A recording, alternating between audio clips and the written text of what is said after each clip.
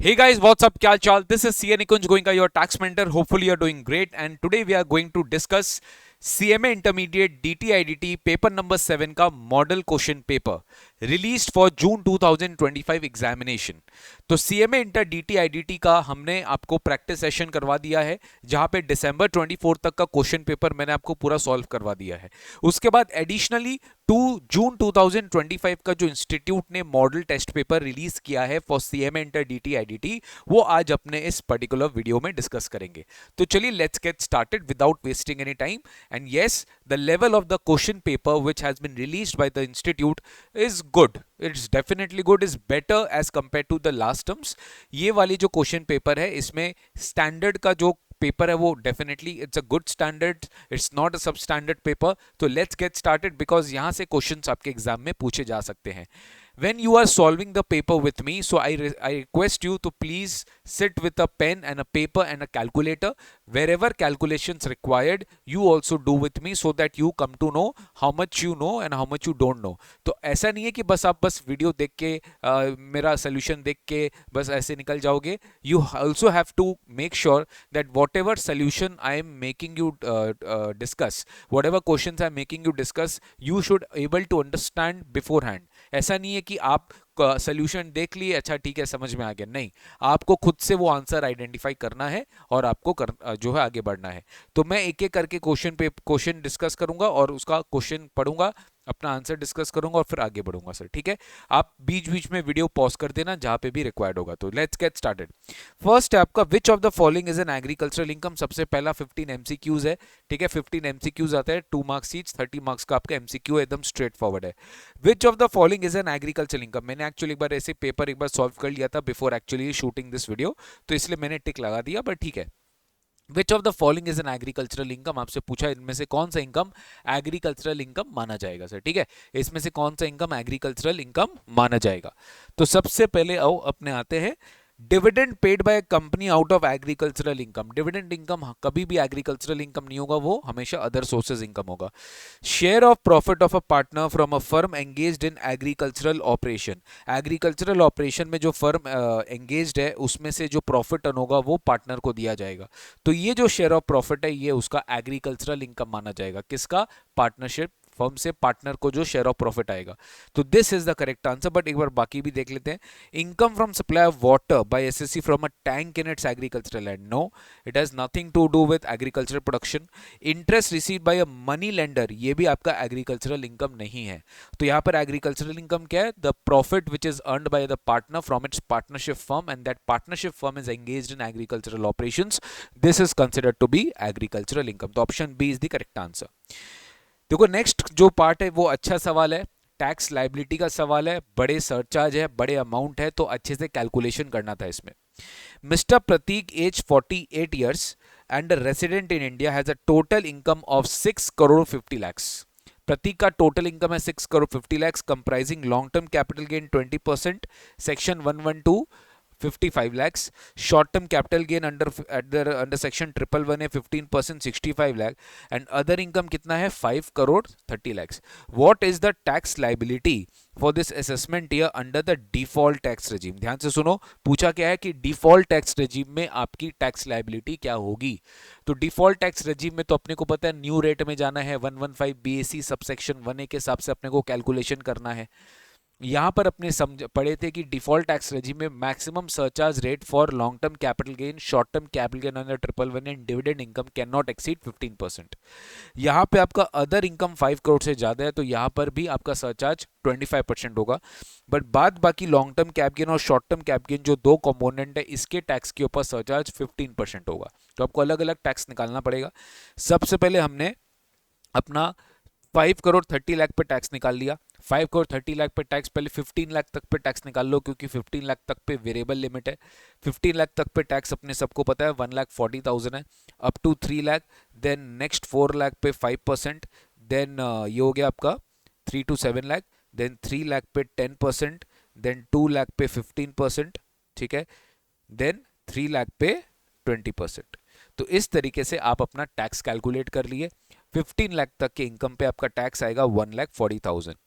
Remaining जो आपका income आएगा उस पर आपका फ्लैट रेट ऑफ टैक्स है 30%, विच इज कमिंग टू 1,54,50,000।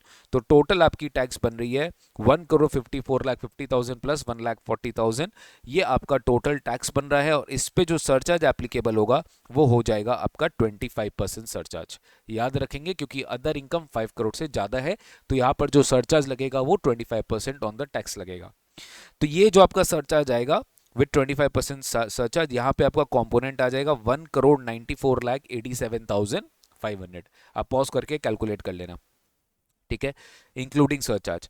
फिर नेक्स्ट पार्ट है, देखो 20% ऑफ 55 लाख ये हो गया 11 लाख, 15% ऑफ 65 लाख ये हो गया 9,75,000। तो इसका टोटल अमाउंट आ रहा है 20,75,000। इस पे आपका रेस्ट सरचार्ज लगने वाला है 15%, तो यहाँ पे ऐड करना है आपको 15%, तो ये आपका अमाउंट आ जाता है 23,86,250। इस टोटल को दोनों को आप ऐड करेंगे और फाइनली आप इस पे सेस ऐड करेंगे 4%, तो your tax liability will be 2,27,48,700 rupees. तो 2,27,48,700 रुपीज आपका टैक्स लाइबिलिटी आ जाएगा फॉर दिस पर्टिकुलर क्वेश्चन। बहुत अच्छा क्वेश्चन था, आपके एग्जाम में ऐसे क्वेश्चन पक्का आ सकता है सर, ठीक है।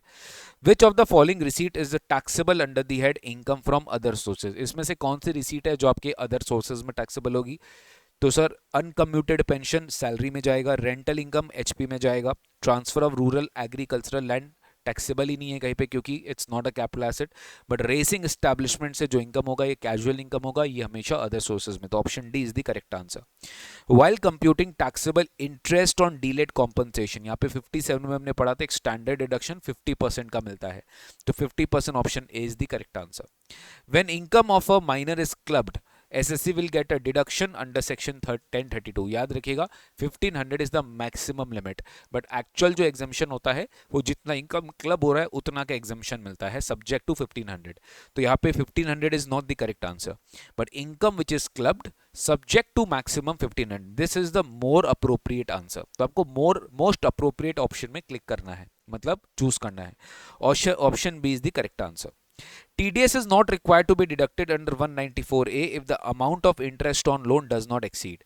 TDS is not required to be deducted under 194A। आपका अगर इंटरेस्ट ऑन लोन 5,000 से ज्यादा नहीं है तो TDS डिडक्ट नहीं करना होगा। ये देखो 6 क्वेश्चंस आपके डायरेक्ट टैक्स से आते हैं, यही हमेशा स्टैंडर्ड फॉर्मेट होता है, और 9 क्वेश्चंस आपके IDT से आते हैं फॉर MCQ। तो 6 क्वेश्चन डीटी का खत्म हुआ सर। नेक्स्ट आते हैं, when did GST come into effect into India, GST कब से इंडिया में एप्लीकेबल हुआ? 1 जुलाई 2017, option D. Who is empowered to make law for matters listed in content in list 1 of schedule 7। तो यहाँ पर एक्चुअली जो कॉन्स्टिट्यूशन ऑफ इंडिया है उसका यूनियन लिस्ट बेसिकली एम्पावर करता है सेंट्रल गवर्नमेंट को, तो central government option B is the correct answer. Person who is liable to be registered under 22 or 24 shall apply for registration in every state or UT in which he is so liable।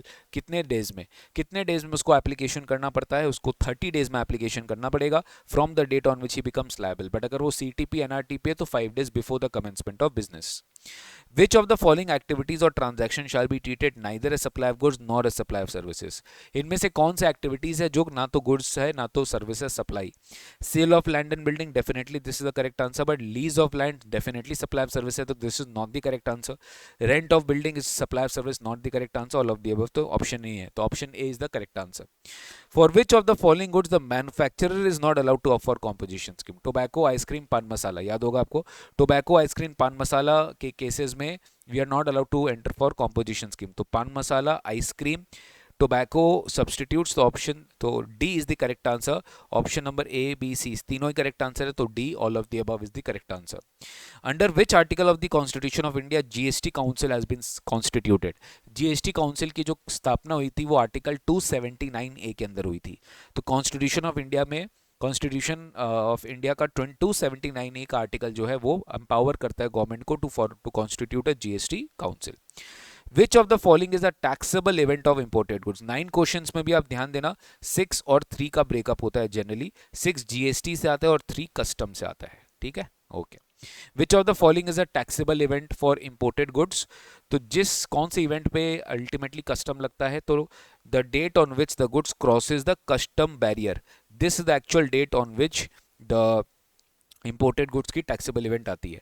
For the purpose of computing IGST on imported goods one of the following shall not be included in the value for computation. तो इनमें से कौन सा include नहीं होगा in computing the IGST, मतलब IGST निकालने के लिए one of the following shall not be included in the value for computation. तो करेक्ट आंसर इज सेस। क्यों? क्योंकि आईजी जीएसटी जीएसटी पे नहीं लग सकता है, बाकी सब पे जीएसटी लगेगा, बट जीएसटी कॉम्पनसेशन सेस जिस वैल्यू पे लगेगा उसी वैल्यू पे आईजीएसटी लगेगा। तो अगर जीएसटी कॉम्पनसेशन सेस इंक्लूडेड है तो आप उस पर आईजीएसटी नहीं लगाएंगे, आप सेस को एक्सक्लूड करके आईजीएसटी लगाएंगे, क्योंकि GST on GST is not applicable. Where the transport charges are not available, अगर ट्रांसपोर्ट चार्जेस नहीं दिया है क्वेश्चन में for ascertaining the assessable value for custom duty, then definitely 20% of the FOB will be taken as the your transportation charge। और same case insurance में क्या होता है 1.125%। इंश्योरेंस के केस में ये रेट क्या हो जाता है 1.125%। तो ये था अपना section number A. Section number A अपना क्लियर हुआ, 15 एमसीक्यूज हमने कवर कर लिया। अब अपने आते हैं सेक्शन नंबर बी में। आपको टोटल 5 क्वेश्चंस करने पड़ेंगे और इसमें आपके पास 7 क्वेश्चंस रहेगा। 5 क्वेश्चंस करने पड़ेंगे, 14 मार्क्स ईच का। तो 5 इंटू 14 हो गया आपका 70 मार्क्स। आपको 2 क्वेश्चन जो है आप एलिमिनेट कर सकते हो। यहाँ पे 4 क्वेश्चंस आपका डायरेक्ट टैक्स से रहेगा और 3 क्वेश्चंस आपका आईडीटी से रहेगा, ठीक है। और आपको क्या करना है, आपको कोई भी जो है 5 क्वेश्चंस अटेम्प्ट करने हैं। आप चाहे तो 3 पूरा आईडीटी का और 2 डीटी का कर सकते हैं, आप चाहे तो चारों डीटी का और एक आईडीटी का कर सकते हैं, जो भी आपको बेस्ट लगता है सर, ठीक है। ये जो क्वेश्चंस आएंगे वो आपके किस तरीके से आएंगे, आपका डीटी पूरा पहला 4 क्वेश्चंस पूरा डायरेक्ट टैक्स करेगा, उसमें आईडीटी मिक्स नहीं रहेगा, और फिर नेक्स्ट 3 क्वेश्चंस आईडीटी का रहेगा बैक टू बैक। चलिए स्टार्ट करते हैं। Ram provides the following details of the income. Calculate the income which is liable to be taxed in India for the assessment year, assuming that this। आपको basically scope of total income से सवाल पूछ लिया कि अगर वो आरओआर है तो क्या इनकम है, आरएनओआर है तो क्या इनकम है, एनआर है तो क्या इनकम है, ठीक है। तो यहाँ पर अपने को टोटल इनकम पूछ लिया, ठीक है सर। तो स्टार्ट करते हैं। सैलरी रिसीव्ड इन इंडिया, तो ये रिसीव्ड इन इंडिया है सैलरी, तो ये डीम टू बी, ये इनकम रिसीव्ड इन इंडिया है, it is taxable for all. तो 1,40,1,40 जो होगा वो सब के लिए टैक्सेबल हो जाएगा, 1,40,1,40 सब के लिए टैक्सेबल हो जाएगा।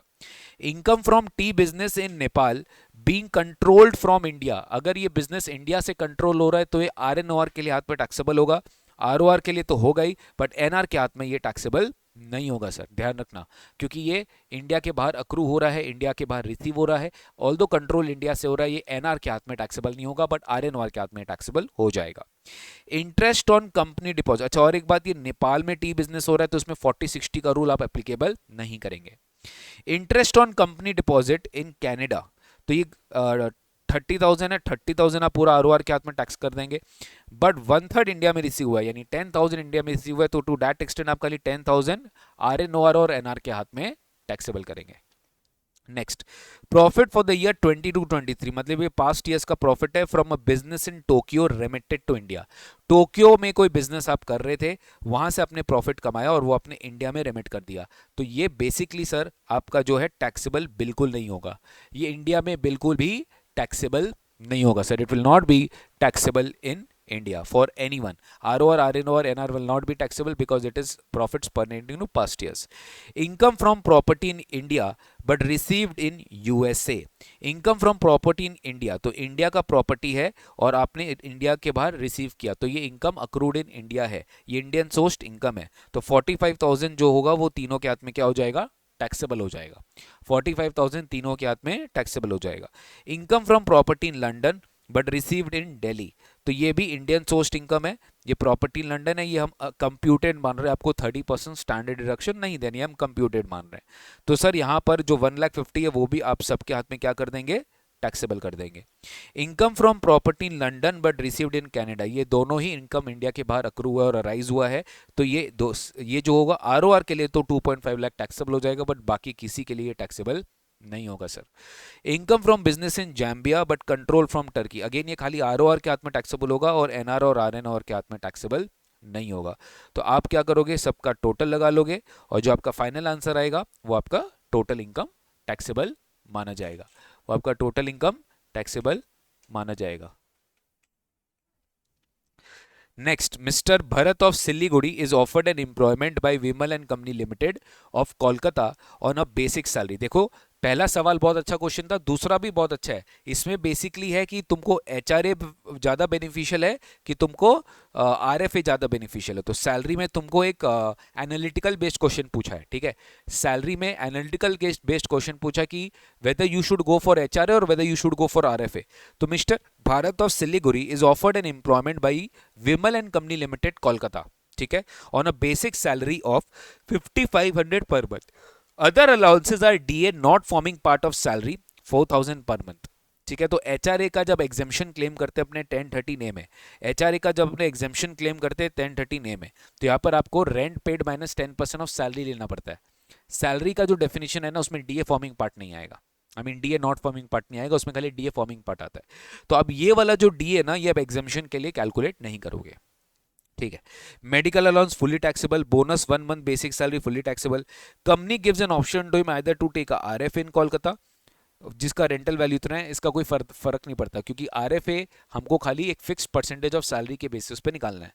और to accept a cash house rental allowance of 1000 per month, HRA मिलेगा 1000 पर मंथ का। He decides to accept HRA and take house in Kolkata at a monthly rent, और रेंट पे कर रहा उतना का ही 12,000 rupees per month. He has opted for old regime, अगर ओल्ड रेजिम के लिए ऑप्ट कर रहा है तो डेफिनेटली उसको एग्जेम्पशन मिल जाएगा 1013 ए में।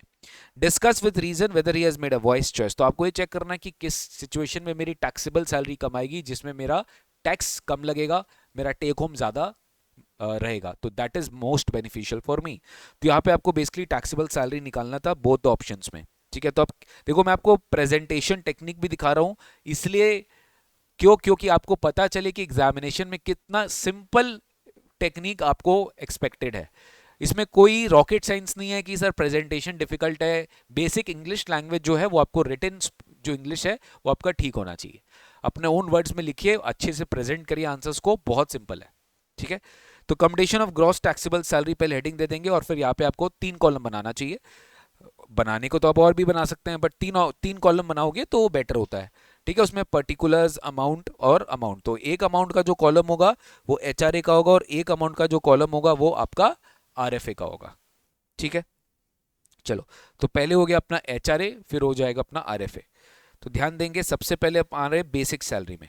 तो बेसिक सैलरी कितना है मेरा 5500 पर मंथ, तो 5500 इंटू 12 अपने करेंगे तो ये अपना आ गया 66,000, अपने बेसिक सैलरी ऐड कर दिए। फिर नेक्स्ट आता है अपना बेसिक सैलरी के बाद अलाउंसेस छोड़ दो, बोनस देखो, बोनस 1 मंथ बेसिक सैलरी, तो बोनस 1 मंथ है तो 5500 और ऐड कर दो, बोनस 1 मंथ है तो 5500 और ऐड कर दो, 5500 आपने और ऐड कर दिया, ठीक है भाई, कोई दिक्कत नहीं है। नेक्स्ट अदर अलाउंसेस में क्या है, डीए जो कि नॉट फॉर्मिंग पार्ट है, और मेडिकल अलाउंस। तो डीए कितना है 4000 पर मंथ और मेडिकल अलाउंस 1000 पर मंथ। तो 4000 पर मंथ हो गया आपका 48,000 और 48,000, और मेडिकल हो गया 12,000 और 12,000, इसमें कोई डाउट नहीं है, ये सब आपने ऐड कर दिया। अब जब आप एचआरए कैलकुलेट करोगे तो एचआरए देखो, एचआरए कितना मिल रहा है आपको 1000 पर मंथ यानी 12,000। तो what is your HRA, HRA is 12,000 less आपको एग्जामिशन मिलेगा 1013 में कितना, least of the following. Number 1 actual salary, actual HRA receive 12,000, ठीक है।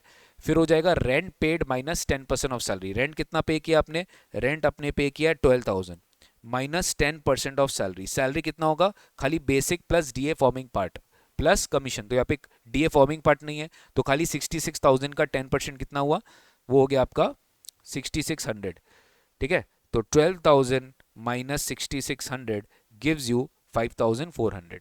और लास्ट आता है एमकेडीसी में मुंबई, कोलकाता, दिल्ली, चेन्नई, तो यहाँ पे 50% ऑफ सैलरी आप ले सकते हो। तो 66,000 का जो 50% होगा वो 33,000 होगा, which ever is least 5400, that will be your answer. तो यहाँ पर क्या होगा 12,000 में आप 5400 माइनस करेंगे, बैलेंस आपका रहेगा 6600, ठीक है सर। ओके, आरएफए यहाँ पे कुछ लगने का नहीं है क्योंकि यहाँ पे आपको एचआरए मिल रहा है। तो आपका फाइनली देखो टैक्सेबल ग्रॉस सैलरी कितना आएगा, ग्रॉस सैलरी आएगा आपका इतना 138,100। यही अगर आप आरएफए लेते तो आरएफए में देखो यहाँ तक सब कुछ सेम है, यहाँ पे यहाँ तक मेडिकल अलाउंस तक सब कुछ सेम है। अब आरएफए के केस में क्या है, आपको salary, basic salary plus bonus plus medical allowance, DA यहाँ पे भी नहीं आएगा क्योंकि ये डीए नॉट फॉर्मिंग पार्ट है, ठीक है। डीए क्या है, नॉट फॉर्मिंग पार्ट है। तो यहाँ पर जब अपने जो है सैलरी निकालेंगे तो सैलरी यहाँ पे कैसे निकालेंगे, अपने यहाँ पे अपने 3 कंपोनेंट को ऐड करेंगे, 66 प्लस 5500 हो गया 71,500, 71,500 प्लस 12,000 हो गया 83,500। तो 83,500 का 10% आपको लेना है। याद करो 5%, 7.5%, 10% ऑफ सैलरी। कोलकाता है तो 10% ऑफ सैलरी होगा आरएफए का वैल्यू। तो 83,500 का जो 10% होगा विच इज कमिंग टू 8350। तो यहाँ पे एचआरए कुछ नहीं आएगा, बट यहाँ पे आरएफए की वैल्यू आ जाएगी 8350। ठीक है, यहाँ पे यार तो देखो मोटा मोटी यही होगा कि तुम अगर एचआरए लेता है तो तुम्हारा टैक्सेबल अमाउंट कम आ रहा है, बट आरएफए लेता है तो टैक्सेबल अमाउंट ज्यादा आ रहा है। तो definitely you are saving in taxes when you are choosing HRA. So definitely you will comment that SSC if chooses RFA, then his salary will increase by this much amount, which may increase his tax amount, and hence SSC has taken a right decision by choosing HRA instead of RFA. Clear है? बिल्कुल sir, ये बिल्कुल copy paste है। ठीक है, cricket अभी बहुत ज़्यादा चर्चा में है, तो इंस्टीट्यूट ने विराट रोहित दे दिया ताकि आपको मजा आए सॉल्व करने में। विराट एंड रोहित जो है ये सेम क्वेश्चन सी एंटर के मैट में है, अरुण एंड बिमल में। सेम टू सेम नंबर्स मुझे याद नहीं है नंबर सेम है कि नहीं है, बट बहुत अच्छा क्वेश्चन है, एग्जाम में आ सकता है। सी एंटर के मैट से लिया गया है question. Two brothers Virat and Rohit are co owners. ठीक है, ये बेसिकली एक प्रॉपर्टी के को ओनर्स है विद इक्वल शेयर, मतलब 50% विराट का है, 50% रोहित का। एक घर सोचो। ठीक है, property was constructed during the financial year 16-17 and it consist of 8 units and it's situated at Kerala. वो प्रॉपर्टी में 8 यूनिट है। ठीक है, ऑब्वियसली 8 यूनिट है तो तुम समझो 8 यूनिट है और उसमें प्रॉपर्टी का 2 ओनर है, आधा रोहित का है आधा विराट का है, 50-50% है। को ओनरशिप में अपने यही सीखे कि sir if there is an interest on self-occupied property, then that limit of 2 lakh will be applicable on each SSC. And दूसरा, if there is income from let-out property, then divide the income between the two co-owners. During the financial year 24-25, each co-owner occupied 1 unit for residence. Each co-owner occupied 1 unit for residence. एक co-owner जो है, हर co-owner जो है वो एक unit residence के लिए occupy करके रखा है। मतलब विराट का एक घर खुद का यूनिट है, रोहित का एक खुद का यूनिट है, तो बचा कितना 6। तो 2 यूनिट्स क्या हो गया, सेल्फ ऑक्यूपाइड हो गया, and the balance of the 6 units were let out. तो अब एक चीज, एक रेशियो समझ में आ रहा है कि कितना percentage of the property let out और कितना percentage of the property self occupied है। तो इसे एरिया वाइज आपको पता चल गया कि 6/8 यानी कि 75% of the property is let out and 25% of the property is self occupied. ठीक है, अब आपको वो ये रेशियो बहुत इंपॉर्टेंट है कि वो जो वैल्यूएशन आप निकालेंगे, रेंटल वैल्यू निकालेंगे, एक्सपेक्टेड रेंट निकालेंगे, सब 75% के बेसिस पे निकालेंगे। यहाँ पे लेट आउट कितना हुआ, एक्चुअल रेंट आपको दे दिया है 12,000 per month per unit. Municipal value पूरे प्रॉपर्टी का इतना दे दिया, तो इसका आप 75% कर दीजिए। म्युनिसिपल टैक्स आपको पूरे वैल्यू पूरा बिल्डिंग का दे दिया, तो इसका भी 75% कर दीजिए। Which were paid during the year. Other expenses, repairs का कोई डिडक्शन नहीं मिलेगा, इंश्योरेंस प्रीमियम का कोई डिडक्शन नहीं मिलेगा। अब ये जो इंटरेस्ट है ये भी पूरे प्रॉपर्टी का, इसका भी आपको 75% करना पड़ेगा for let out and 25% for self occupied. One of the let out units remain vacant for 4 months. ठीक है, तो एक आपका 12,000 पर मंथ का है, तो उसमें 4 मंथ्स आपको वेकेंसी माइनस करना पड़ेगा। Virat could not occupy his unit for 6 months as he was transfer to Kolkata. Virat जो है वो यूनिट ऑक्यूपाई नहीं कर पाया 6 मंथ्स के लिए, as he was transfer to Kolkata. He does not own any other house, मतलब वो सेल्फ ऑक्यूपाइड ही होगा। द अदर इनकम आपको दे दिया है for the financially you need to compute the income from house property as well as total income if he pays under default tax regime. थोड़ा ध्यान से, अगर वो डिफॉल्ट टैक्स रेजिम में है तो ध्यान रखना 24B का डिडक्शन जो सेल्फ ऑक्यूपाइड के लिए मिला है वो नहीं मिलेगा उसको। लेकिन what will be the answer if he has computed income exercising shift out of the default tax regime, तब उसको इंटरेस्ट का जो है डिडक्शन मिल जाएगा। तो मेरे को बताओ यहाँ पे डिफरेंस खाली एसओपी में आएगा। 75% of the let out unit जो इनकम है वो दोनों में सेम रहेगा, वो दोनों में क्या रहेगा, सेम रहेगा। तो बेस्ट है कि आप सबसे पहले वो 75% वाला जो स्टेप है गाइस, वो आप पहले निकाल लेंगे कि मेरा लेट आउट पोर्शन का क्या इनकम आ रहा है। बहुत सिंपल है। तो मैंने देखो पहले म्युनिसिपल वैल्यू चेक किया, मेरा म्युनिसिपल वैल्यू कितना है, 10 लाख है। तो डिस्कस करो तो फेयर रेंट दिया हुआ नहीं है, म्युनिसिपल वैल्यू मेरा 10 लाख है, तो ये हो गया मेरा 7.5 लाख। ठीक है, और एक्चुअल रेंट कितना है, 12,000 पर मंथ पर यूनिट। तो टोटल 6 यूनिट है ना, 8 यूनिट है, 2 यूनिट हो गया एसओपी, 6 यूनिट हो गया, तो 12,000 इंटू 12 ये हो गया 1 साल का, एक यूनिट के लिए इंटू 6 कर देंगे तो this is coming to 8.64 lakh. ठीक है, तो 10 लाख का 75% करो या एक्चुअल रेंट पूरे लेट आउट पोर्शन का लो, तो whichever is higher, whichever is higher 8.64 lakh sir. तो 8,64,000 मेरा क्या हो गया, 8,64,000 मेरा क्या हो गया, ग्रॉस एनुअल वैल्यू हो गया।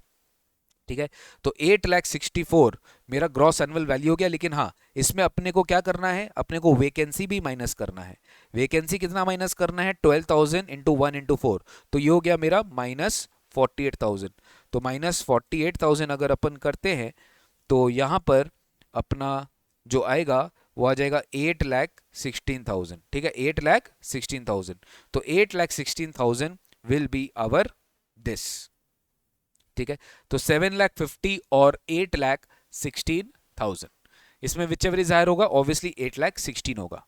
अब आपको क्या करना है, म्युनिसिपल टैक्सेस लेस करना है। म्युनिसिपल टैक्स कैसे लेस करेंगे आप, आपका जो म्युनिसिपल टैक्स है वो 20% ऑफ द म्युनिसिपल वैल्यू है। आपका जो म्युनिसिपल टैक्स है वो 20% ऑफ द म्युनिसिपल वैल्यू है। तो म्युनिसिपल वैल्यू कितना है, 10 लाख का म्युनिसिपल वैल्यू है, उसमें आप अपना प्रपोर्शन कर देंगे 75%, उसमें आप अपना प्रपोर्शन कर देंगे 75%। तो 75% आपका प्रपोर्शन है, तो 75% ऑफ 10 लाख कितना हो गया, 7.5 लाख। ठीक है, ये हो गया लेट आउट पोर्शन का। अब इसके ऊपर आप अपना म्युनिसिपल टैक्स निकाल लीजिए 20% का, तो 7,50,000 का अगर मैं 20% निकालता हूं तो मेरे को मिलता है 1,50,000। तो मैं लेस कितना कर दूंगा, 1,50,000, मेरा नेट एनुअल वैल्यू आ जाएगा 6,66,000। ठीक है, उसके बाद मुझे स्टैंडर्ड डिडक्शन लेस करना है इसका 30%, 199,800। अच्छा, अब इंटरेस्ट में आ जाओ, अब इंटरेस्ट में आ जाओ। इंटरेस्ट कितना है, इंटरेस्ट 3 लाख, तो 3 लाख का पूरा 75% ही लेना है तुमको बस, विच इज 2,25,000, विच इज 2,25,000। इसको दोनों ऐड करके अपना फाइनल आ जाएगा 424,800। तो आपका income from let out portion आ गया 241,200, जो है सब कुछ मिलाकर।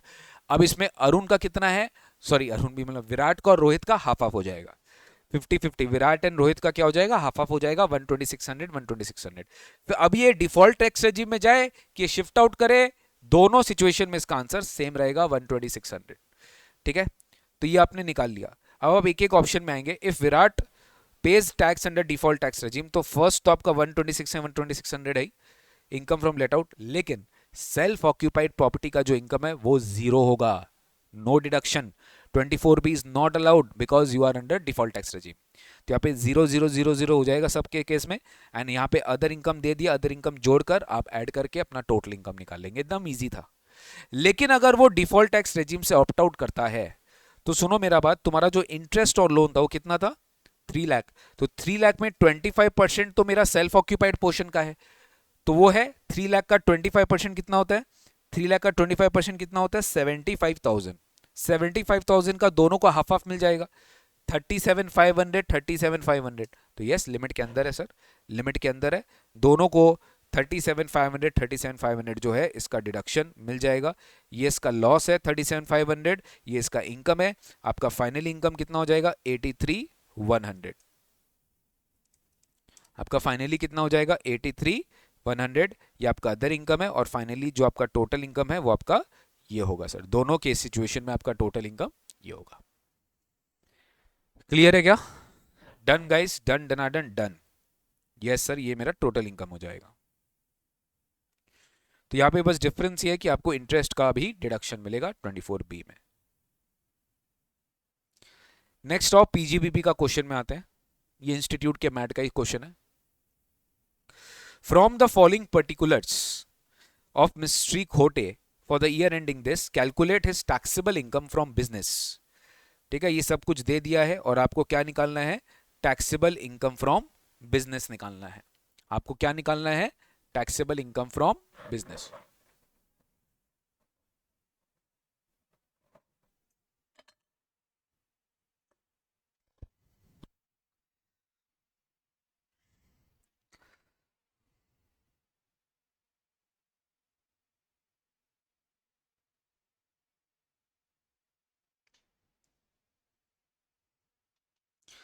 नेट प्रॉफिट दे दिया है, sales profit on sale of import licence ये बिजनेस इनकम होगा, सेक्शन 28 में टैक्सेबल है। गिफ्ट रिसीव चेक करना पड़ेगा, अगर ये किसी फ्रेंड लोग से मिला है तो अदर सोर्सेज है, अगर ये बिजनेस के कोर्स में है तो बिजनेस इनकम ही है। Closing stock, opening stock, purchase, salary, legal expense, bad debts, rent, interest on loan, depreciation तो डेफिनेटली आप एड बैक कर देंगे, ठीक है। इनकम टैक्स पेड आप एड बैक कर देंगे। Outstanding custom duty we need to check. Advertisement कुछ नहीं, लीगल एक्सपेंस कितना, यूआरपीएफ की कंट्रीब्यूशन अलाउेबल डिडक्शन नहीं है एम्प्लॉयर के लिए, तो ये आपको एड बैक करना पड़ेगा। जनरल एक्सपेंस कुछ नहीं करना है, ट्रैवलिंग कुछ नहीं करना है। तो नेट प्रॉफिट से आप स्टार्ट किए 2,58,000। फर्स्ट ऑफ ऑल आप नेट प्रॉफिट से स्टार्ट किए। कंपटीशन देखो इस तरह से presentation, computation of PGBP income, particular amount. Net profit as per PL से स्टार्ट करेंगे 2,58,000। Add expenditure disallowed but debited to PL. अब उसमें तुमको जरूरी नहीं है कि तुमको सारा जो है पूरा अमाउंट्स लिखना है, जो भी मेन डिटेल है उसको लिख देंगे और बगल में अमाउंट लिख देंगे। अगर उसमें नोट लिखने की रिक्वायरमेंट है तो नोट नीचे भी लिख सकते हो, नहीं तो साइड में भी लिख सकते हो, एज यू फील फिट। पहले हमेशा वो करना जो ऊपर का मेरा टेबल का एडजस्टमेंट है, तो टेबल का एडजस्टमेंट पहले सोच लिया कि हाँ ये एड बैक हो, एड बैक। अब अदर इन्फॉर्मेशन आओ। Interest on loan is paid to brother of Shri Khote for loan taken for advance income tax. भैया एडवांस टैक्स पर्पस के लिए लोन लिया है तो उसके लिए जो इंटरेस्ट पे कर रहा है वो तो आपको डिडक्शन नहीं मिलेगा, ठीक है। तो interest on loan is paid to brother of Shri Khote for loan taken for the payment of advance income tax, ठीक है। तो यहाँ पे इंटरेस्ट ऑन लोन आप एड बैक कर देंगे 2,500। During the 2021 previous year SSC had claimed 45,000 as bad debt, out of which only 35,000 was allowed. इसमें से खाली क्या था, 35,000 जो है आपका बैड डेट अलाउ हुआ था। During the current year he recovers 25,000, मतलब पहले 10,000 का बैड डेट डिसअलाउ हो चुका है आपका, तो टू दैट एक्सटेंट आप बैड डेट टैक्सेबल नहीं कर सकते। तो आपकी रिकवरी 25,000 की हुई है। यहाँ पे देखो रिकवरी और बैड डेट कहीं पे भी नहीं है, तो ये आपको फैक्टर इन करना पड़ेगा। कैसे, आप 25,000 में लेस करोगे 10,000, क्योंकि वो 10,000 का बैड डेट आपको अर्लियर ईयर्स में डिसअलाउ किया गया है, तो वो आप टैक्सेबल नहीं करेंगे। आप लेस 25 लेस 10,000, जो 15,000 बच रहा है आप वही टैक्सेबल करोगे, तो ये आपका डीम्ड बिजनेस इनकम हो जाएगा। आपको 15,000 क्या करना पड़ेगा, अपने नेट प्रॉफिट में ऐड करना पड़ेगा। 15,000 क्या करना पड़ेगा, नेट प्रॉफिट में आपको ऐड करना पड़ेगा। तो ये 15,000 आप अपना रिकवरी बोल के ऐड कर देंगे, ठीक है। Contribution towards unrecognised provident fund was paid with in time, उससे फर्क नहीं पड़ता, it is a disallowed expenditure. Legal expense include 2,000 paid for preparation of IT return is an allowable expense, ये बिल्कुल अलाउएबल होगा सेक्शन 37 में। Stock is under valued by 10%। देखो opening stock and closing stock दोनों अंडर वैल्यूड है, closing stock भी under valued है, opening stock भी अंडर वैल्यूड है, बट अल्टीमेटली मेरा 80,000 का स्टॉक अंडर वैल्यूड है। नेट इंपैक्ट तो यही है, क्लोजिंग और ओपनिंग दोनों में डिफरेंस 80,000 का, तो 80,000 का स्टॉक बेसिकली क्या अंडर वैल्यूड है। तो 80,000 का स्टॉक अगर अंडर वैल्यूड है तो डिफरेंस कितना है, वो 10% से अंडर वैल्यूड है, तो 80,000 डिवाइडेड बाई 10%, ये हो गया 90%, तो 88,888.88, ये टोटल वैल्यूशन हो गया। इसका 10% आपको निकालना है, इसका 10% आपको निकालना है, तो 10% क्या है 8889, ठीक है।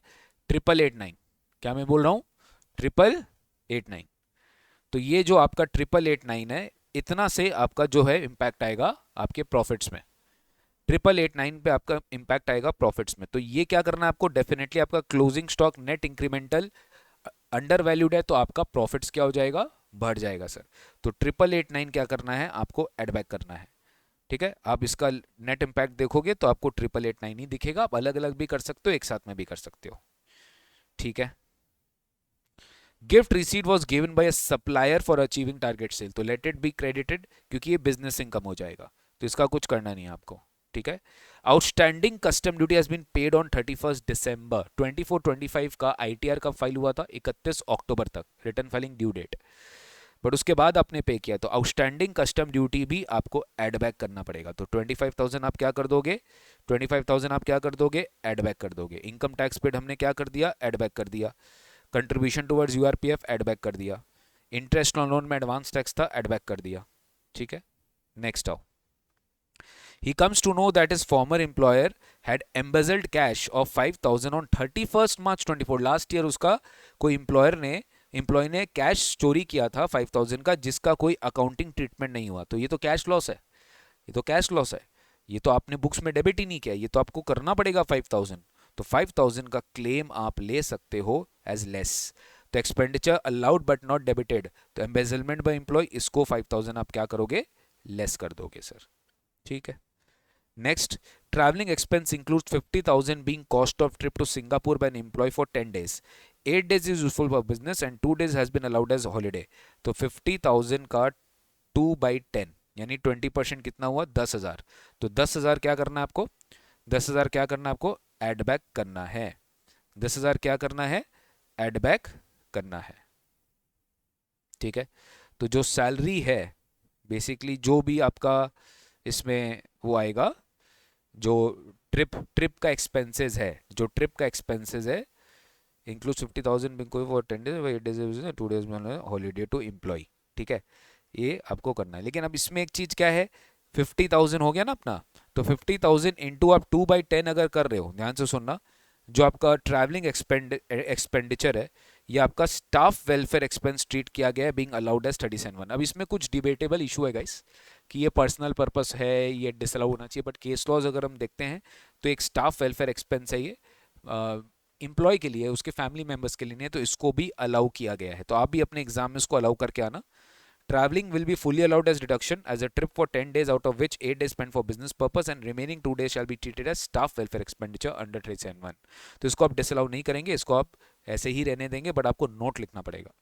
Rent includes expenditure on extension of shed on rented building. एक रेंटेड बिल्डिंग में आपने एक बेसिकली शेड बनाया है 26,000 का, तो ये केपेक्स है, ये केपेक्स है गाइस। ठीक है, such extension was completed next year with the total cost of this, but आपका इस साल 26,000 का ही खर्चा लगा है, तो ये 26,000 आप क्या करोगे, कैपिटलाइज कर दोगे, आपका रेंट में नहीं आना चाहिए, तो 26,000 का आप क्या कर दोगे, एड बैक कर दोगे। ठीक है, 26,000 आपने एड बैक कर दिया। General expense include salary of 1200 paid to domestic servant, ये एड बैक हो जाएगा सर। ठीक है, compensation 2000 paid for entrenchment of employ, ये अलाउेबल हो जाएगा, तो ये आप 1200 क्या कर दिए, एड बैक कर दिए, तो दिस इज एड बैक। ये रिकवरी आपका एड बैक हो गया, डीम्ड इनकम हो गया, टोटल करके फाइनल आंसर आया, लेस कर दिए, स्टॉक एडजस्टमेंट कर दिया, फाइनल आंसर आपका 3,38,589 आ गया। ये आपका नेट इंपैक्ट हो गया पीजीबीपी में। ठीक है, एक्सपेक्ट कर सकते हो इस तरह के क्वेश्चंस एग्जाम में। नेक्स्ट, ऑन 23 जून, जान देना जुलाई के पहले हुआ, 23 जून को Rajat sold gold, sale consideration है 15 लाख का। He had acquired this gold, sold gold sorry 15 lakh का। He acquired this gold on 20th August for 4 lakh. Fair market value of that gold on 1st April 1 was 3.6 lakh. Compute the amount of capital gain chargeable to tax for the assessment year. Also compute if such asset was transferred on 23rd December। तो मतलब आपको without indexation with indexation दोनों निकाल के बताना पड़ेगा, क्योंकि अगर आप ट्रांसफर किए 23 जुलाई के बाद से तो आपको इंडेक्सेशन नहीं मिलेगा, बट 23 जुलाई के पहले ट्रांसफर कर दिए तो आपको इंडेक्सेशन मिल जाएगा। सिंपल था। तो पहले अगर आपने ट्रांसफर किया प्रायर टू 23 जुलाई तो कंसिडरेशन पूरा 15 लाख का, यहाँ पे 4 लाख का आपको इंडेक्सेशन मिलेगा 2001 का फैक्टर से, तो 4 लाख इंटू 363/100, ये आपका 14,52,000 हो गया। डिफरेंस हो गया लॉन्ग टर्म कैप गेन 48,000 पे, आप स्ट्रेट अवे 20% टैक्स निकाल देंगे 9,600 बराबर है। लेकिन यही अगर आपका ध्यान दो 4 लाख है और फेयर मार्केट में 3.6 लाख है, तो विचएवर इज हायर अपने 4 लाख लिए। I hope you know this. अगर आपका असेट 1 अप्रैल 2001 के पहले एक्वायर हुआ है तो इसकी कॉस्ट ऑफ एक्विजिशन क्या होगी, actual cost of fair market value as on 1/4/2001। लेकिन अगर आपने एसेट ट्रांसफर किया है 23 जुलाई 2024 या उसके बाद, तो यहाँ पर आपको इंडेक्सेशन नहीं मिलेगा। आपका जो straightforward cost of acquisition आ रहा है आपको वही यहाँ पे कॉस्ट ऑफ एक्विजिशन लेस करना है, और जो रिजल्टेंट गेन होगा उस पर टैक्स रेट लगेगा बिफोर सच एसेस 12.5% के हिसाब से, विच इज 137,500। तो यहाँ पर आपका लोअर बेनिफिट जो बेस्ट बेनिफिट है वो ये है 9,600 में। तो यहाँ पर आप इंडेक्सेशन नहीं लेंगे, सॉरी इंडेक्सेशन लेंगे और accordingly you will pay your tax. ठीक है, लेकिन मेरे को एक बात बताओ, ये तो गोल्ड के लिए, गोल्ड में तो गाइज आपको इंडेक्सेशन मिलता ही नहीं है आफ्टर 23 जुलाई, ऑप्शन खाली लैंड और बिल्डिंग के लिए दिया है। तो यहां पर अगर आपसे पूछा भी गया ना तो सही मायने में आपको इतना ही टैक्स देना पड़ेगा आफ्टर 23 जुलाई, आपके पास ऑप्शन भी नहीं है। ठीक है, क्योंकि ऑप्शन खाली लैंड बिल्डिंग के लिए। नेक्स्ट आते हैं, ये क्वेश्चन है straight away income from other sources का। Jyoti received following gifts amount during financial year 24-25। Gift of sculptures worth 51,000 on his birthday from friend. Sculpture मिला है 50,000 से ज्यादा का, तो ये अदर सोर्सेज में क्या हो जाएगा, टैक्सेबल हो जाएगा।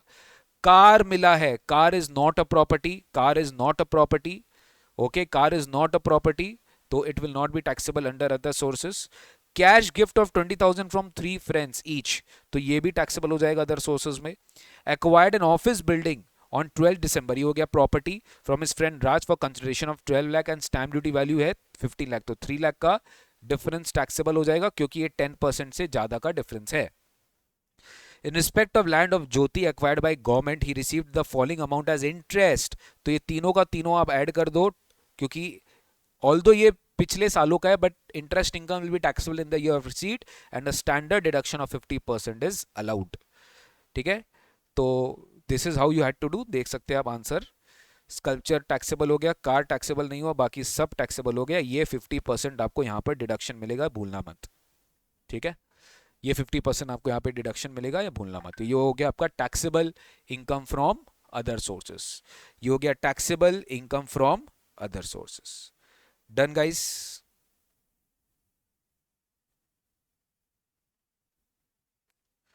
Done guys?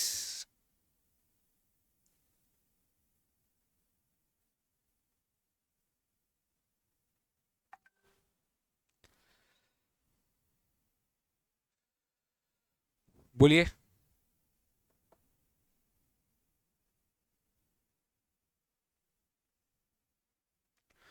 Compute gross total income of miss Shikha from the following details of the assessment year 25-26। ठीक है, अब यहाँ पे सेट ऑफ का क्वेश्चन पूछा, इतना इजी क्वेश्चन नहीं है एग्जाम में। Income from property A, property B, property C. ठीक है, income from other sources. Property B से आपको क्या है, लॉस आया है। प्रॉपर्टी बी से आपको क्या है, लॉस आया है। तो डेफिनेटली आप ध्यान देना, प्रॉपर्टी लॉस जो है, हाउस प्रॉपर्टी लॉस दूसरे हेड के साथ 2 लाख के साथ, 2 लाख से ज्यादा सेट ऑफ नहीं हो सकता, but with in its own head it can be set of without any restriction. ये आपका लॉस अंडर सेक्शन 22 है, ये ब्रॉड फॉरवर्ड एचपी लॉस है, और ये 56 है, ये आईएफओस का लॉस है। ठीक है, ये आईएफओस का लॉस है। अच्छा, तो चलो पहले अपने इनकम फ्रॉम प्रॉपर्टी देखते हैं। 60,000 और 1 लाख हो गया, 1,60,000, और इसमें 1.5 आप सेट ऑफ कर लिए, आपका हो गया 10,000। अब ध्यान देना, आपका ब्रॉड फॉरवर्ड लॉस है 30,000 का, तो आप 10,000 और सेट ऑफ कर लिए, तो बचा 20,000, वो आपने कैरी फॉरवर्ड कर लिया। ठीक है, आपका ब्रॉड फॉरवर्ड लॉस कितना का बचेगा फ्रॉम हाउस प्रॉपर्टी, 20,000 का, that will be carry forward to the next year. अच्छा, इनकम फ्रॉम अदर सोर्सेज का लॉस कैरी फॉरवर्ड नहीं हो सकता, तो ये जो 1 लाख है वो एज इट इज आप टैक्सेबल करेंगे, क्योंकि इनकम फ्रॉम अदर सोर्सेज का loss sir can not be carry forward, casual sources का loss can not be carry forward and set off. तो आपकी जीटीआई कितनी हो जाएगी, 1 लाख रुपीस। ठीक है, okay. Next, Akhil 35 years has provided the following details relating to his income for the previous year 24-25। आपको ये सारा डिटेल दिया है। You are requested to compute his tax liability and advise him whether he should opt for the old tax regime by exercising the option given under section 115 BAC 6। ध्यान से सुनो, BAC 6 बोलते ही क्या हो गया, opt out। Whether he should opt for the old tax regime by exercising this option, मतलब पहले आपको न्यू टैक्स रेजिम निकालना है, मतलब डिफॉल्ट, और फिर आपको ओल्ड भी निकालना है, और उसको एडवाइस देना है कि क्या उसको शिफ्ट आउट कर जाना चाहिए, टैक्स लायबिलिटी निकालो। ठीक है, तो आपको दोनों ऑप्शन के हिसाब से निकालना पड़ेगा, old as well as default. Old हो गया मतलब 115 BAC 6, और न्यू हो गया 115 BAC सबसेक्शन 1A। ठीक है, तो दोनों तरह से अपने को निकालना पड़ेगा। ऑब्वियसली अपने को पता है इन्वेस्टमेंट एंड पीपीएफ, और यहाँ पे जो आपको 80 TTA का डिडक्शन मिलेगा 10,000, that is going to be the game changing impact. ठीक है, तो बिजनेस इनकम है आपका, ये तो एग्जेम्प्ट इनकम है, तो दोनों सिचुएशन में एग्जेम्प्ट है। 15 लाख प्लस 12,000 ये आपका ऐड हो जाएगा, 15 लाख 12, 15 लाख 12 दोनों में ही जीटीआई होने वाला है। अब एक में क्या होगा, आपको डिडक्शन पूरा मिल जाएगा 1.5 लाख का और 10,000 का, तो आप 1 लाख 50 और 10,000 160 माइनस करने के बाद आप 1512 में से आपका जो आंसर आएगा 13,52,000 आएगा। अब इस पे टैक्स निकाल लो। अब जी टोटल इनकम डेफिनेटली 5 लाख से ज्यादा है तो रिबेट नहीं मिलेगा, तो यहाँ पे 13,52 ओल्ड रेजिम के हिसाब से टैक्स कितना अपने ऑलरेडी बत कर चुके हैं, 10 लाख पे 1,12,500 होता है, और उसके ऊपर 3.52 पे मेरा 30% होगा।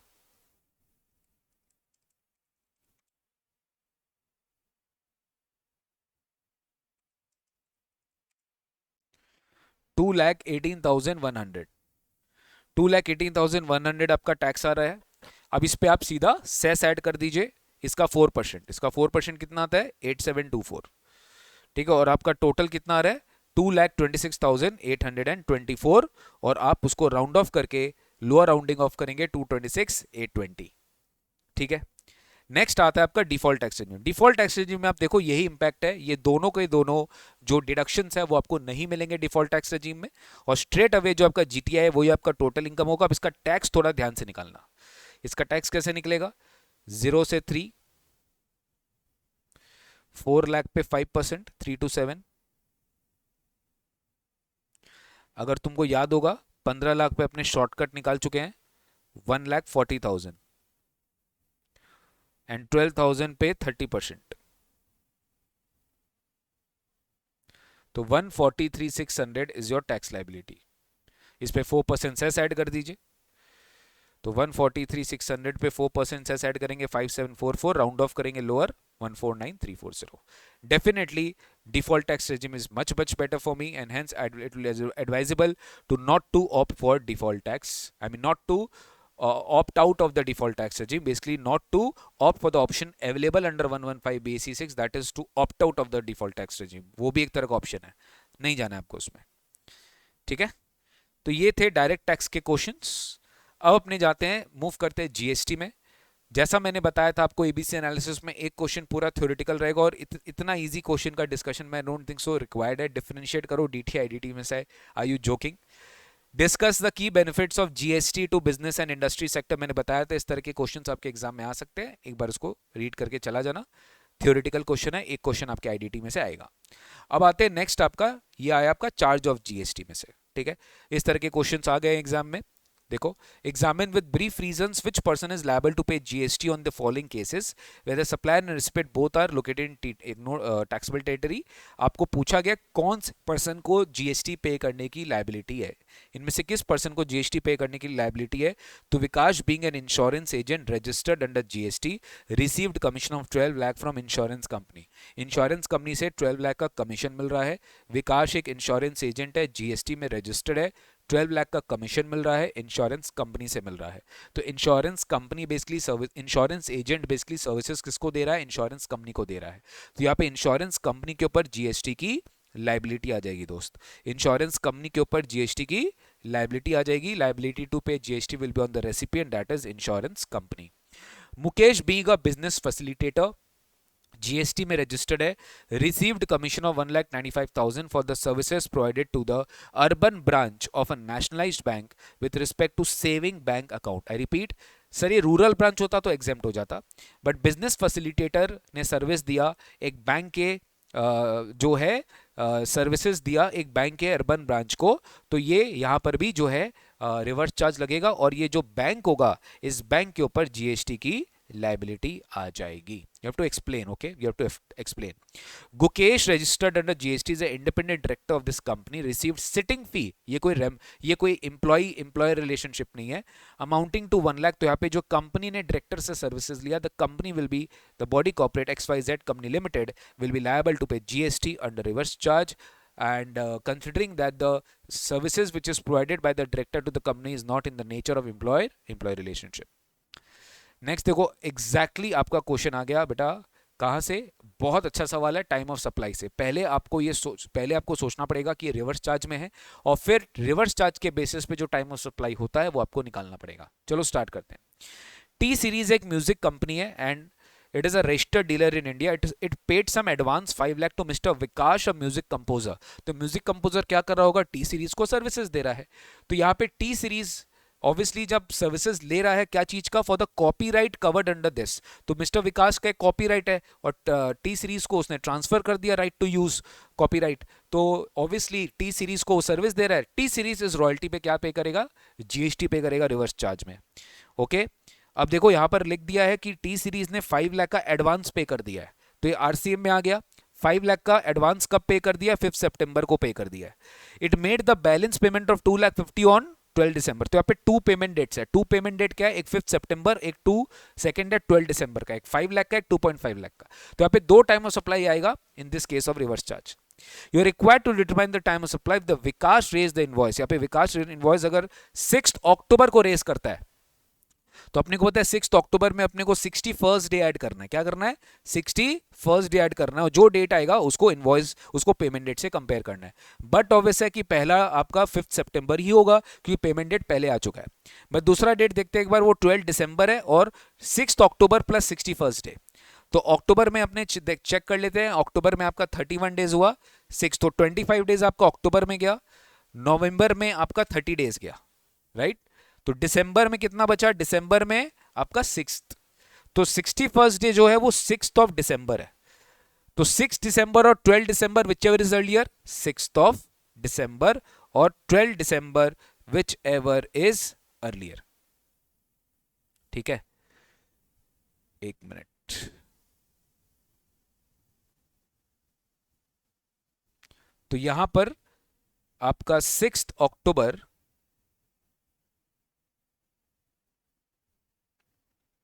देखो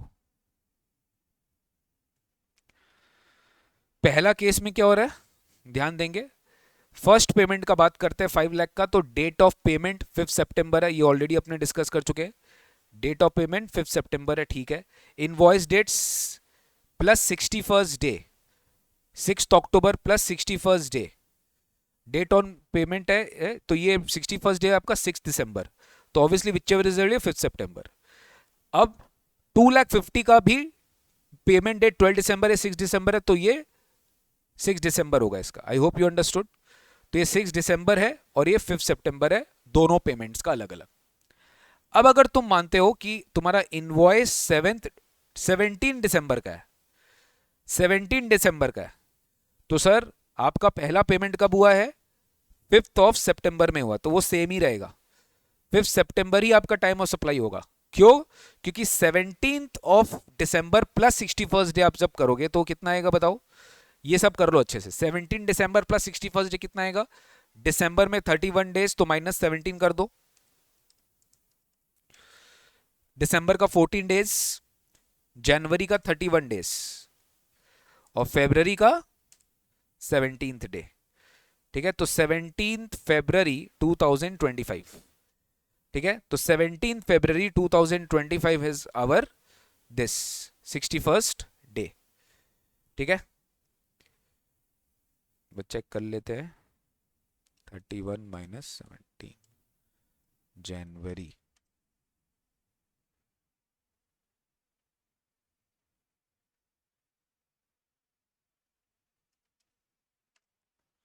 सॉरी 16th ही होगा, ये 16th होगा, 61st डे देखना अपने को, तो ये 16 फरवरी करेक्ट है। तो 16 फेब और payment date whichever is 15 September. यहाँ पे जब आपका 12 दिसंबर को पेमेंट हुआ है तो 12 दिसंबर आपका पेमेंट डेट है और same invoice plus 61st day 16 Feb है, तो पेमेंट डेट आपका अर्लियर होगा। इजी है यार, इजी है। ठीक है, 8 is a very good question, अच्छा क्वेश्चन है, एग्जाम में आ सकता है। आपसे पूछ लिया कंपटीशन ऑफ जीएसटी पेबल, आपको जीएसटी पेबल पूछ लिया कि आपको जीएसटी कितना पे करना है इस केस में। ठीक है, तो चलो इंटरस्टेट सप्लाई ऑफ गुड्स है, यहाँ पे आईजीएसटी लगेगा। Intrastate supply of 1000 packets C plus S लगेगा, 400 each along with a plastic bucket worth each with each packet being a mix supply, 28% यहाँ पे जीएसटी लगा देना है यहाँ पे। ठीक है, 14 ईच, तो यहाँ पे 4 lakhs के ऊपर आपको 14 ईच जो है जीएसटी लगेगा। Supply of online education journals to a private coaching centre है भाई, private coaching centre providing tuitions to students of class, ये टैक्सेबल हो जाएगा। ये अपने पढ़े थे, supply of online education journals to educational institution is exempt, पर ये एग्जेम्प्ट नहीं है, ये टैक्सेबल हो जाएगा। ठीक है, ये भी सी प्लस एस है। वीएमए को ये सब फॉलोइंग सप्लाई मिला है। Interstate supply out of which goods worth ₹40,000 is missing, तो 1 लाख के ऊपर जो है आपका जीएसटी कैलकुलेट होगा C plus S. Repairing of bus with seating capacity of 20 passengers use to transported employees for them from their residence being intra state supply. ठीक है, तो अपने पढ़े सर 13 सीटिंग कैपेसिटी तक का जो मोटर व्हीकल होता है उसका क्रेडिट आपको नहीं मिलता है। ठीक है, इसकी सीटिंग कैपेसिटी 20 पैसेंजर्स है। ओपनिंग बैलेंसेस आपको दे दिया। पहले अपने को जीएसटी लायबिलिटी निकाल लेना चाहिए, पेबल आउटपुट जीएसटी कितना हो जाएगा। तो पहले आप कंप्यूटेशन ऑफ आउटवर्ड सप्लाई निकालेंगे। तो इंटर स्टेट पहले 2 लाख के ऊपर अपने को रेट्स ऑफ टैक्स कितना है यहाँ पर 18%। तो 2 लाख का 18% कितना हुआ, 2 लाख का 18% टैक्सेबल वैल्यू, 2 लाख का 18% हो गया 36,000। ठीक है, नेक्स्ट क्या देखो, इंट्रा स्टेट मिक्स सप्लाई। तो 4 लाख के ऊपर 4 लाख के ऊपर 14, तो 56 और 56,000 आपका सीजीएसटी एसजीएसटी हो गया। ऑनलाइन एजुकेशन जर्नल्स है 1 लाख, तो 1 लाख के ऊपर 9%, 1 लाख के ऊपर 9% एंड 9%, 1 लाख के ऊपर 9%, तो 9,000 आप ऐड कर लिए, टोटल आपका हो गया 56 प्लस 9 65, 56 प्लस 9 65 और लास्ट में 36। ये हो गया आपका आउटपुट टैक्स। नेक्स्ट आते हैं आईटीसी में। आईटीसी में क्या करेंगे, ओपनिंग बैलेंसेस दे दिया है 10 10 और 80, 10 10 और 80। ठीक है, अब इसमें ध्यान दो, यहां पर तुमको 1 लाख का ही मिलेगा क्रेडिट। तो 1 लाख के ऊपर तुम्हारा इंटरस्टेट है तो आईजीएसटी का रेट लगेगा, और 1 लाख के ऊपर 18% रेट लगेगा। तो 1 लाख इंटू 18% इज योर 18,000। यहाँ पे बस का रिपेयरिंग हो रहा है, ये सीटिंग कैपेसिटी 13 से ज़्यादा है, क्रेडिट ब्लॉक नहीं है। तो यहाँ पे भी आपको 1 लाख का, यहाँ पे इंट्रा स्टेट है तो 99%, 9,000 आपको क्रेडिट मिल जाएगा। तो आपका टोटल आईटीसी आ रहा है 98, 19 और 19, और यहाँ पर आपका जो टोटल वैल्यू आ रहा है वो आ रहा है 65, 65 और 36। तो यहाँ पे इनपुट कितना है, इनपुट यहाँ कितना है, इनपुट यहाँ 98 है, तो अब यहाँ करोगे 36,000। ठीक है, अब थोड़ा ध्यान से, ये दोनों सेम क्रेडिट है सीजीएसटी एसजीएसटी का। तो बैलेंस जो आपका 98 में से बचता है, 98 में से जो आपका बैलेंस बचता है, 98 में से जो आपका बैलेंस बचता है 62, ये 62 को आप डिवाइड करेंगे सीजीएसटी एसजीएसटी में, और ये जो होगा आपका डिवाइड होके यहाँ पर पेबल मतलब जो है डिस्ट्रीब्यूट कर देंगे आप। सीजीएसटी एसजीएसटी जो आपका एग्जिस्टिंग क्रेडिट है, सीजीएसटी एसजीएसटी यहाँ पे एग्जिस्टिंग क्रेडिट कितना है 19,000, तो ये आप अपना 19 यहाँ पे लेस किए और आपका जो फाइनल अमाउंट आएगा वो 15 कैश में पेबल आ जाएगा। ठीक है, ये आपका कैश में पेबल आ जाएगा।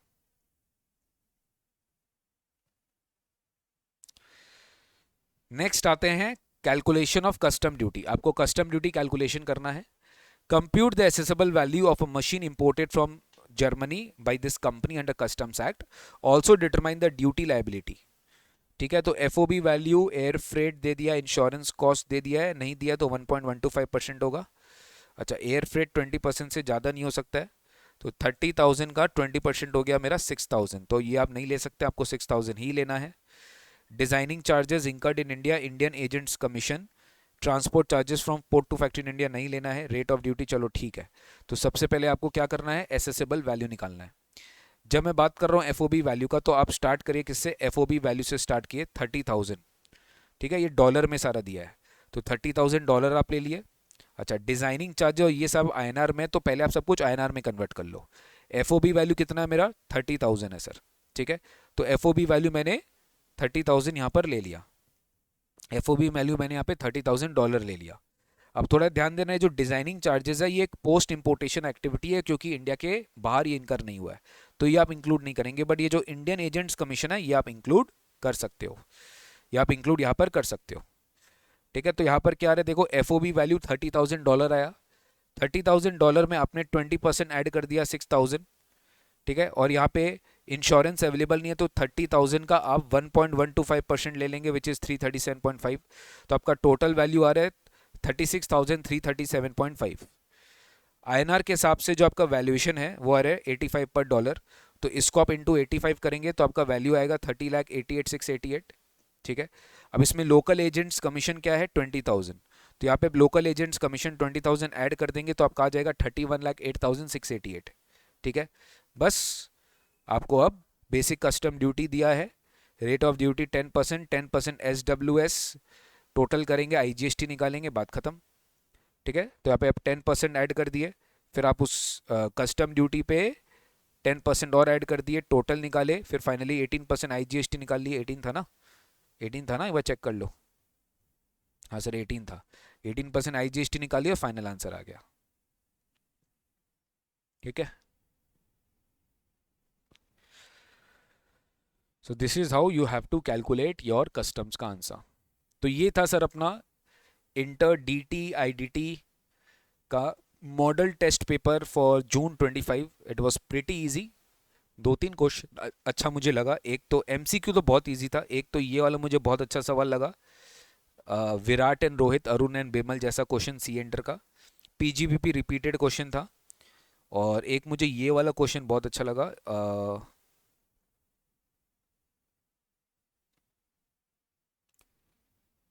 ये टाइम ऑफ सप्लाई का क्वेश्चन बहुत अच्छा था, डिफरेंट था।